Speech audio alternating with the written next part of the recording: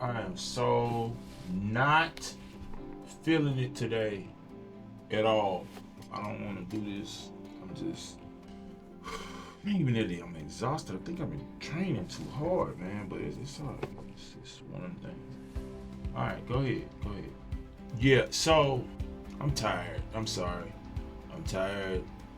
I wanna give you a better representation of me right now, but I ain't feeling it. I don't even know what it is. Why I'm not feeling my best, but just because I'm not feeling good, I think today is the day to go in. I'm really feeling like today is the day to go in, mainly because I ain't feeling good. But just because I ain't feeling good today, man, I think it's one of them days. But you need to dig a little deeper.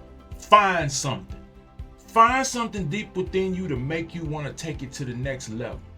It's gonna be times where you beaten all the way down. I mean, you're gonna be at your last dollar.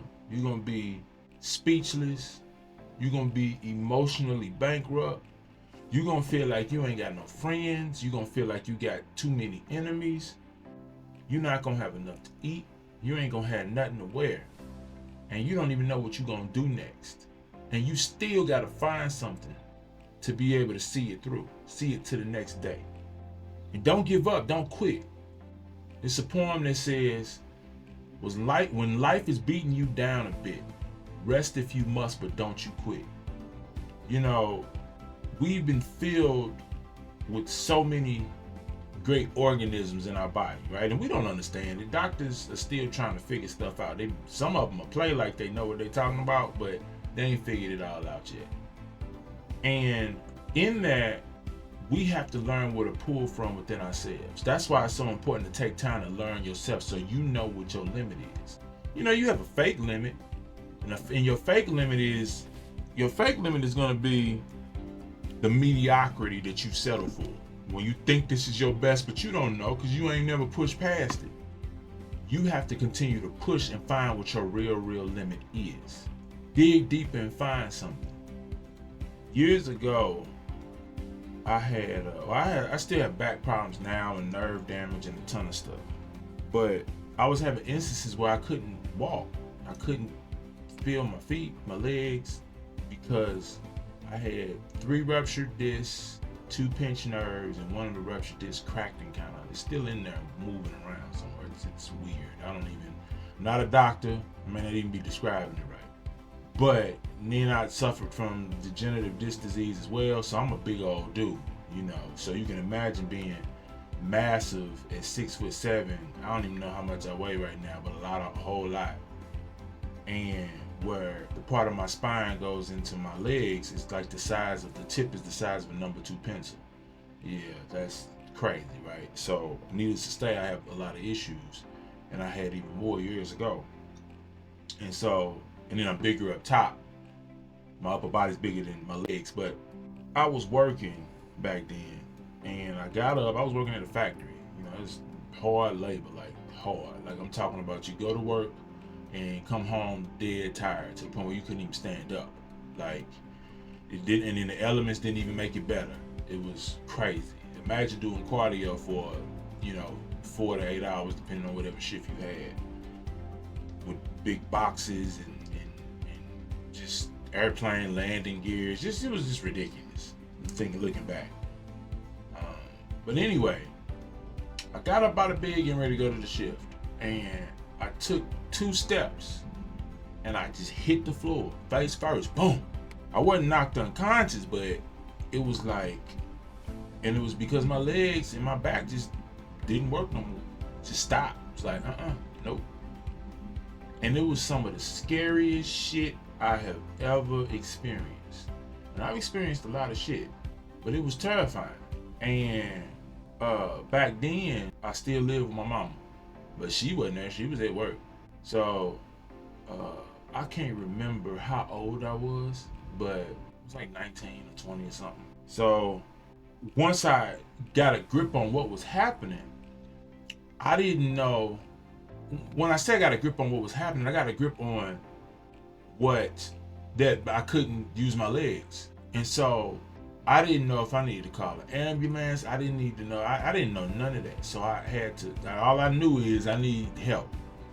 So I had to crawl, like use my upper body and pull myself through the doorway, pull myself through the hallway upstairs. It was a 2-story house.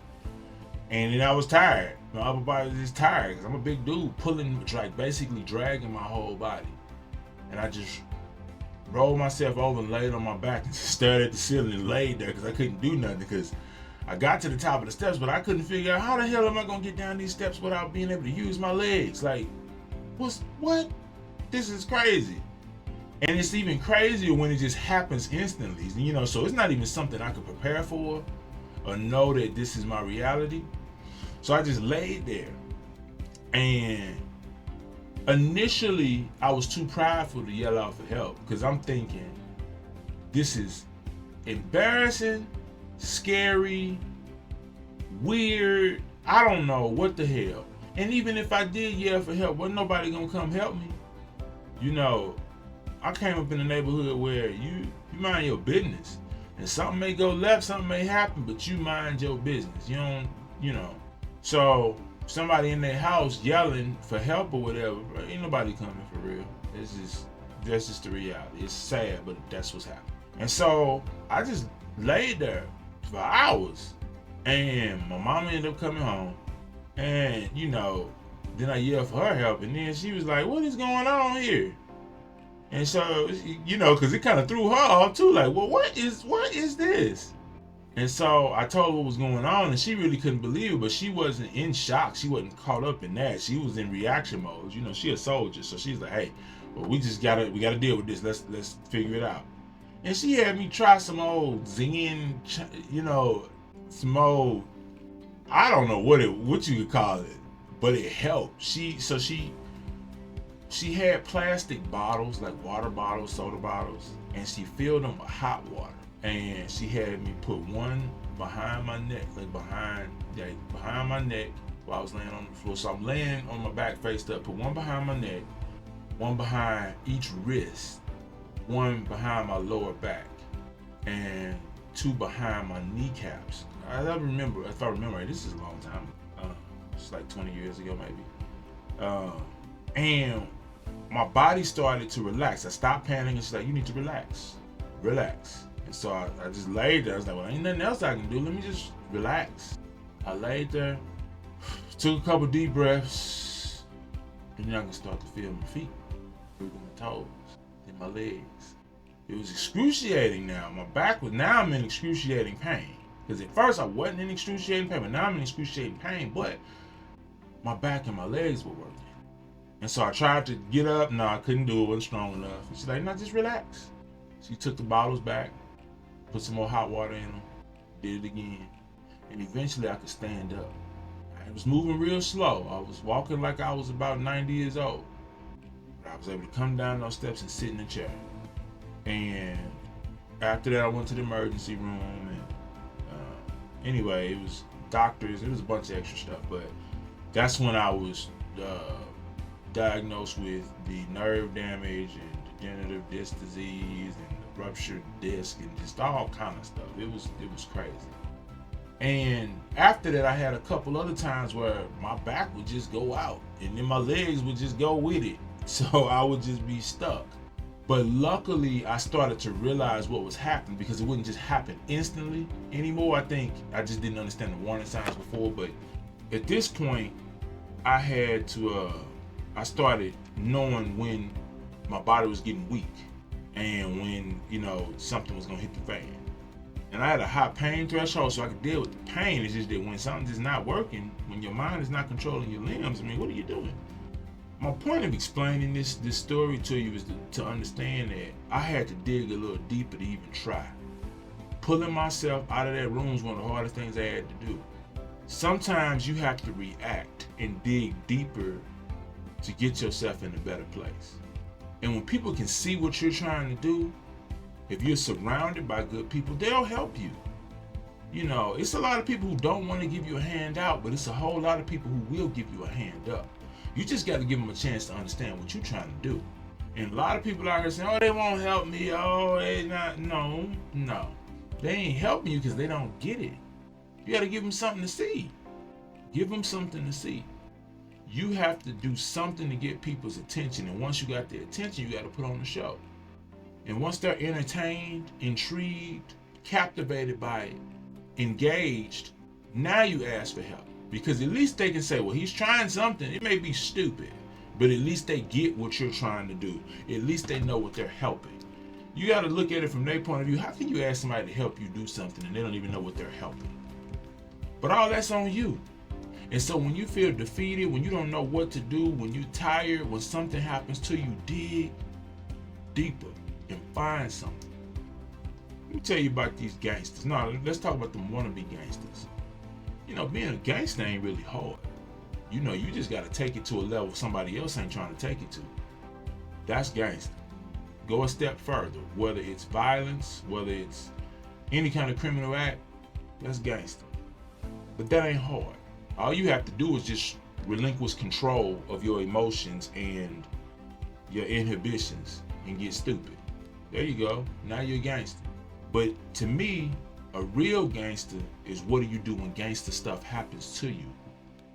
When somebody does something to you that's unspeakable. When you go through something that you never thought you would go through or recover from. When you hurt to your core. When you're helpless and alone, when you don't have nothing and you react. And when you react in a way to succeed. That's gangster to me. Because that's the hard part.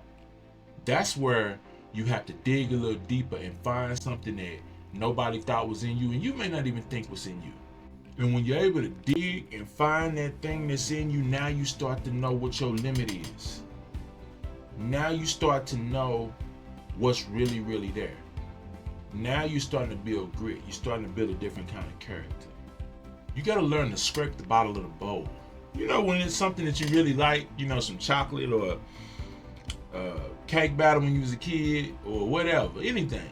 Your favorite food, you know how when it's done and you ain't ready for it to go and you got to scrape the bottom of the bowl? Scrape the bottom of the bowl. You got to do the same thing for you too. Scrape the bottom of the bowl and find that little bit more you need to succeed. That little bit more to take it to the next level. You owe that to yourself. You owe that to me. You owe that to the world. Because, like I said before, you may be the one that invoke change or invoke an idea that changes everything for everybody for the better. The reality is success ain't looking for you. I mean, they giving average away for free. But success ain't looking for you. You got to go find success. And sometimes you'll get closer to be on the other side of the door, but you don't have the energy or you don't have the strength or whatever you need to get through it initially. And that's when you got to scrape the bottom of the bowl. That's when you got to dig deeper. That's when you got to find something. That's when you got to pull yourself out of that room even though you can't walk. Even though you can't feel your legs, you can't feel your back. Your hands hurt. You can't see. Pull yourself out of that room. Pull yourself to them steps. Let people see what you're doing. Let people see that you got it in you. Then you'll get some help. Because you think success gonna come to you? Why? Because there's somebody out here working harder than you. Why would success come to you if success can go to them? They're working harder than you. So you need to prove the success. Hey, I'm right here. Come get me. I'm right here. And how do you do that? You push it to the limit. You dig deeper. You find something. You scrape the bottom of the bowl. And let success know that you're worthy. Once you're able to dig deeper, find something. Stop making excuses. Scrape the bottom of the bowl. Let success know that you're here. Grab success and take it. That's when you'll finally set greatness free. You gotta set greatness free. It's trapped inside of you. And that's that extra little bit that you digging deeper for. That's that extra little bit at the end of the bowl that you scraping. Set greatness free.